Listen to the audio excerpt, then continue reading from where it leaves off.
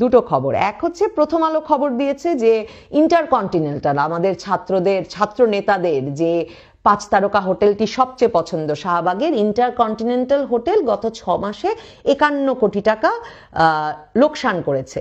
এবং 51 কোটি টাকা লোকসান করা এই হোটেলেই কিন্তু জাতীয় নাগরিক পার্টির 1300 জনের বিরাট ইফতার অনুষ্ঠিত হলো। আমরা জানি সেভাবেই যে এটা তাদের পছন্দের হোটেল। এখন অন্য সংবাদ মাধ্যম খবর দিচ্ছে সেই আগস্ট মাস থেকেই নাকি বৈষম্য বিরোধী ছাত্র আন্দোলনের সমন্বয়কেরা এই হোটেলের নানা ঘর দখল করে রেখেছেন এবং তাদের খাদ্য এবং পানীয়ের বিল পরিশোধ করছেন না।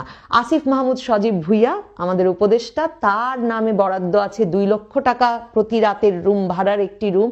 হাসনাত আবদুল্লাহ, সার্জিস আলমরা আছেন 1 লক্ষ টাকার রুমে এবং এরকম আরো অনেক সমন্বয়কেরা প্রায় 10টি রুম তারা দখল করে রেখেছেন। এই যে ছাত্ররা রক্ত দিয়েছে, কাজেই তারা যা ইচ্ছে করে বেড়াবেন, তারা সারা বাংলাদেশের সকল পদে নিয়োগ বাতিল, পদোন্নতি সব দেবেন, তারা ঠিক করবেন কে ফ্যাসিস্ট কে ফ্যাসিস্টের দোসর না। তারা গায়ের জোরে আসলে ইন্টারকন্টিনেন্টালের রুম থেকে শুরু করে সরকারের পদ সব দখলে রাখবেন। এই দখলদারি করছেন তারা যে শহীদের রক্তের ওপর দিয়ে, সে শহীদদের তালিকা নিশ্চিত হওয়া খুব জরুরি। জানা জরুরি যে ছাত্রদের কতজন আসলে রক্ত দিলেন, সেই ছাত্ররা কোন কোন রাজনৈতিক দলের সদস্য ছিলেন, নাকি আসলে ফ্যাসিস্ট সরাতে বাংলাদেশের সাধারণ মানুষ যারা ক্ষমতা কিংবা ইন্টারকন্টিনেন্টালের কোনো ভাগ পাচ্ছেন না তারাই আসলে অগ্রগামী ছিলেন।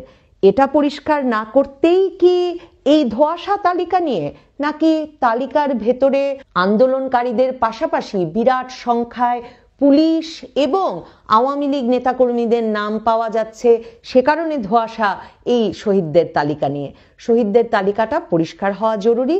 আশা করি ডক্টর মোহাম্মদ ইউনূস আগামী ঈদে, কোরবানি ঈদের আগে এই তালিকা পরিষ্কার করবেন।